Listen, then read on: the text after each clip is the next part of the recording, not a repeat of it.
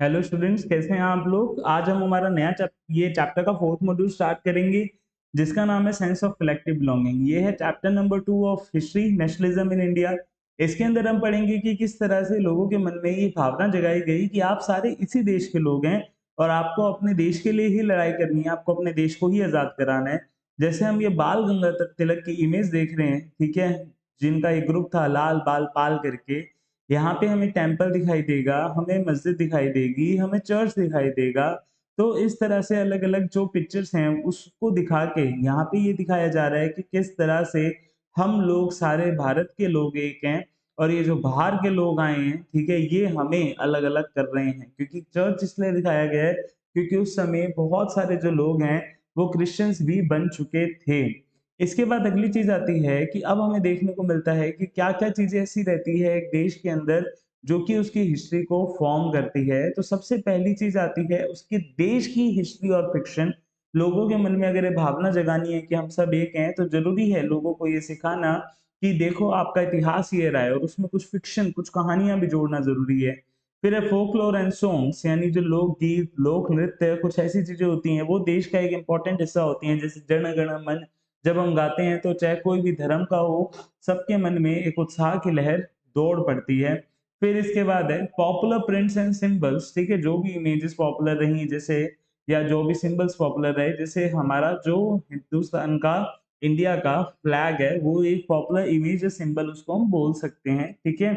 इसके बाद अगली चीज आती है, ये भारत माता की फोटो है जो कि बनाई थी अबिंद्रनाथ टैगोर ने 1905 के अंदर, ठीक है। तो इस फोटो के अंदर हमें दिखाया जा रहा है कि किस तरह से जो भारत माता है वो एक ओवरऑल इमेज है। इनका भी डिस्क्रिप्शन भी यहाँ पे आएगा, इसके बारे में हम पढ़ेंगे।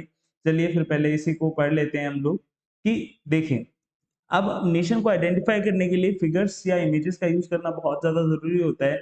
इसके कारण जो लोग हैं अपने आप को उस नेशन से जोड़ पाते हैं। जैसे नेशनलिज्म इन यूरोप के अंदर हमने देखा, जर्मेनिया, मेडिनी, जो अलग अलग फिगर्स हैं वो एक देश के अंदर यूज किए गए ताकि लोग अपने आप को उससे रिलेट कर पाए, ठीक है। जैसे जैसे नेशनलिज्म की देखो बच्चों ग्रोथ होने लगी ना, तो कुछ उसी के साथ साथ नई नई इमेजेस आने लगी और बहुत सारी हमें भारत माता की इमेजेस देखने को मिली।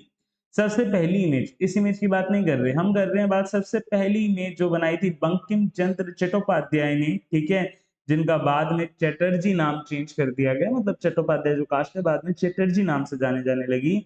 तो 1870s के अंदर, ठीक है, इन्होंने एक हाइम लिखी थी वंदे मातरम, जिसको हम अभी भी अच्छी तरह जानते हैं, ठीक है, अपनी मदरलैंड के लिए, अपनी मातृभूमि के लिए।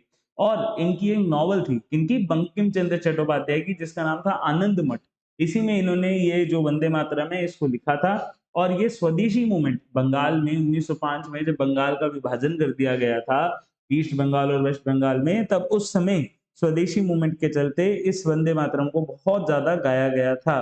फिर इसी के साथ स्वदेशी मूवमेंट के साथ साथ चलते चलते, मतलब स्वदेशी मूवमेंट जब चल रही थी, जो अबिंद्रनाथ टैगोर थे तो उन्होंने भी भारत माता की एक इमेज बनाई। जैसे कि मैंने बताया 1905 में बंगाल का विभाजन हुआ था, तभी स्वदेशी मूवमेंट चलाई गई थी।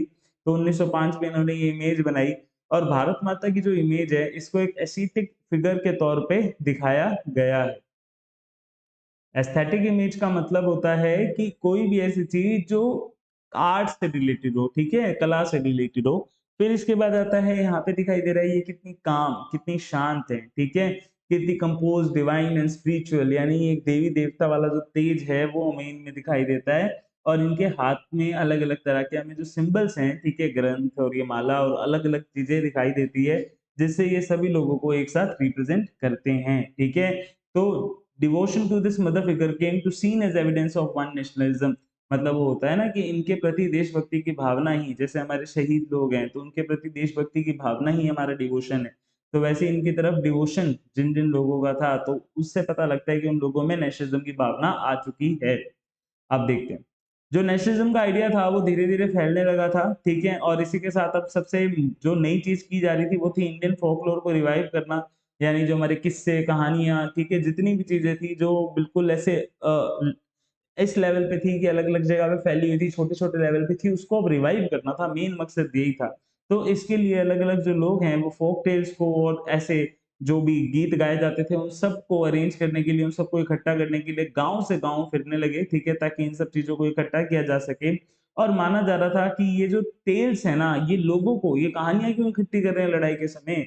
तो ये माना जा रहा था कि ये जो टेल्स हैं, ये लोगों को अपने कल्चर की असली इमेज दिखाएगी, जो ब्रिटिश ने आके खत्म कर दी है।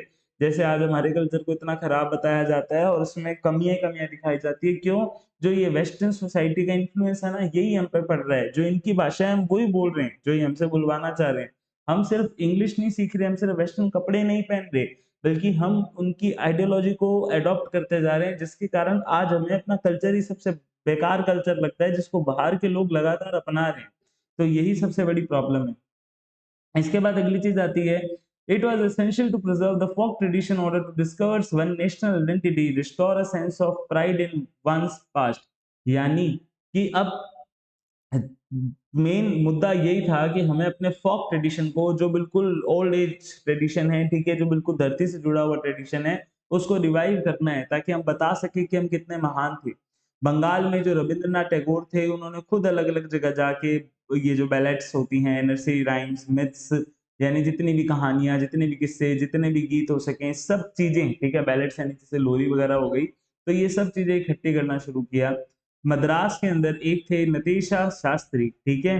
तो उन्होंने भी क्या करा, एक 4 वॉल्यूम की, यानी 4 अलग-अलग यूँ पार्ट्स होते हैं ना, 4 पार्ट्स की एक बुक निकाली तमिल फ़ोक टेल्स की, जिसका नाम था the folklore of southern India, ठीक है? सदर्न इंडिया की जितनी भी उसमें कहानियाँ हैं, वो मैक्सिमम इंक्लूड की गई और इसी के साथ-साथ अगली चीज़ आती है, नेशनल डेवलपमेंट के लिए जो बहुत सारे जो नेशनलिस्ट लीडर हैं, उन्होंने अलग-अलग सिंबल्स का यूज़ करना शुरू किया। जैसे inspiring in them a feeling of nationalism, मतलब जो लोगों को यूनिफाई करने के लिए, अगर आज हमारा जो तिरंगा है वो लहरा रहा है, तो हमें उसकी खुशी होती है, सब इंडियंस को खुशी होगी, सब भारतीय खुश होंगे, जो एक्चुअल में भारत को अपना देश मानते हैं।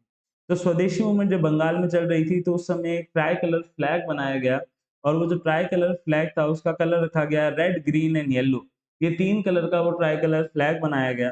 फिर इसके बाद अगली चीज़ आती है, इसके अंदर क्या-क्या चीज़ें थी, वो नोटिस करने वाली है। इसके अंदर थे 8 लोटसेस, इसकी आपको मैं इमेज ज़रूर दिखाऊँगा। तो इसके अंदर 8 लोटसेस थे, ठीक है? जो कि ब्रिटिश के 8 प्रोविंस को शो कर रहे थे। 8 प्रोविंस को शो किस तरह से कर रहे थे, जो ब्रिटिश के कब्ज़े में जगहें थी, उनको शो किया जा रहा था। और इसी के साथ-साथ फिर इसके बाद इसमें क्रीसेंट, यानी जो आधा चाँद है वो था और हिंदूज़ और मुस्लिम को शो कर रहा था। इसमें एक सन भी था, ठीक है? इसमें आई थिंक लिखा नहीं हुआ, पर एक क्रीसेंट मून और एक सन भी था, जो कि हिंदू और मुस्लिम दोनों को रिप्रेज़ेंट कर रहा था। 1921 के अंदर जो गांधी जी हैं, उन्होंने भी अपना एक खुद का स्वराज फ्लैग बनाया है, जिसके बीच में बहुत बड़ा चरखा लगा हुआ था, ठीक है? आप सब सारे तरह के जो फ्लैग हैं, उनकी इमेज गूगल पे देख सकते हैं। ये एक ट्राई कलर का फ्लैग था, रेड, ग्रीन और व्हाइट इसका कलर था, है ना? और इसी के साथ-साथ इसमें स्पिनिंग व्हील था सेंटर के ऊपर। आप कमेंट कीजिए कि गांधी जी के जो फ्लैग थे, ठीक है? मतलब जो आज का फ्लैग है, उसका क्या कलर है और गांधी जी के फ्लैग से कैसे डिफरेंट था? तो ये जो कैरेक्टरिस्टिक्स हैं, प्लीज़ मेंशन कीजिएगा कमेंट के अंदर। अगली चीज़ आती है, तो इन फ्लैग्स को होल्ड करते हुए ये लोग अपने जब कोई भी मूवमेंट करते हैं, कुछ भी करते हैं, तो इन फ्लैग को होल्ड करते हैं, जिससे पता लगता है ये लोग एक हैं, यूनाइटेड हैं। अब नेशनलिज़्म का एक और तरीका था लोगों में नेशनलिज़्म की भावना जगाने का, ये फ़ील कराने का कि आप इसी देश से बिलॉन्ग करते हैं, तो उनके अंदर अपने देश के लिए प्राइड होनी चाहिए, गर्व होना चाहिए, तभी हम मानेंगे हम अपने देश से बिलॉन्ग करते हैं, ठीक है? जो ब्रिटिशर्स हैं, वो इंडिया को हमेशा दिखाते हैं पिछड़े हुए हैं, इनकैपेबल, हम खुद को खुद नहीं चला सकते, ठीक है?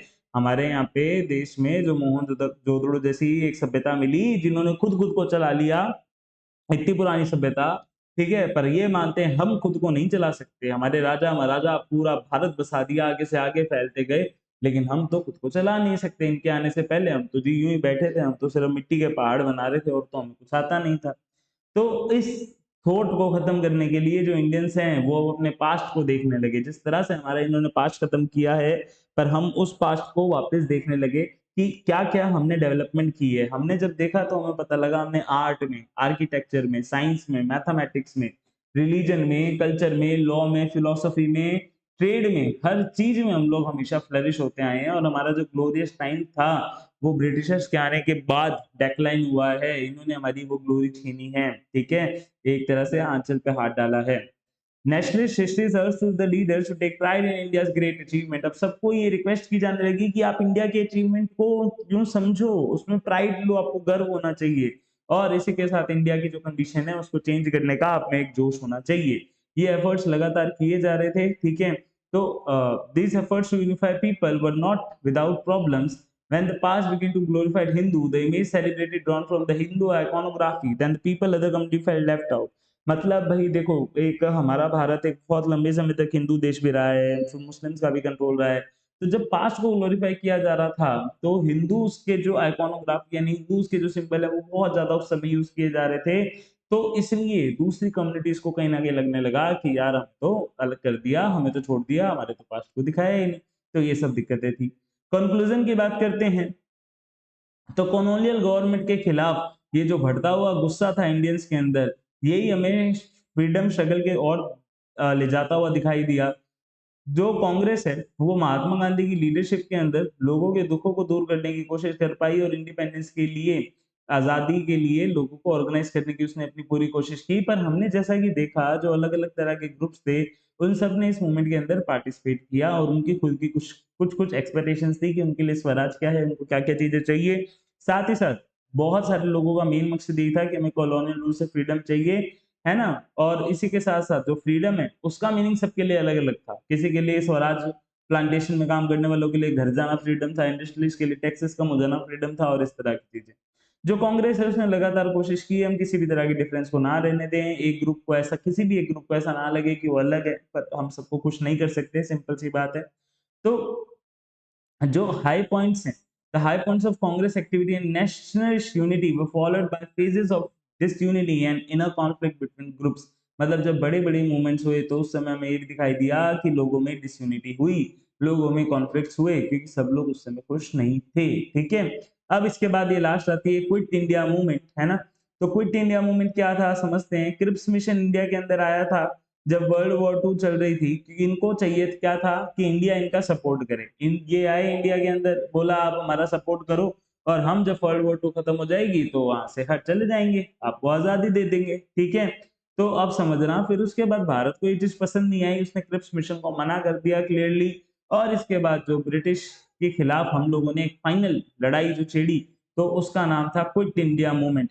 वार्धा नाम की जगह पे मीटिंग होती है 14 जुलाई 1942 को, और क्विट इंडिया मूवमेंट रेजोल्यूशन की बात यहाँ पे की जाती है, जिसमें ब्रिटिशर्स को बोला जाता है अब आप पावर इंडिया को दे दो, और हम ऐसा कुछ भी ब्लैंक चेक साइन नहीं करेंगे कि पहले हम आपकी मदद करें फिर आप हमें आजाद करेंगे, नहीं, अब हमें आजादी चाहिए तो चाहिए। 8 अगस्त 1942 को बॉम्बे के अंदर जो ऑल इंडिया कांग्रेस कमेटी है, ठीक है, वो एक रेजोल्यूशन निकालती है नॉन वायलेंट तरीके से, गांधी जी के अंडर में था, इसलिए हम लोगों को फाइनली क्या करना है, क्विट इंडिया मूवमेंट को शुरू कर देना है।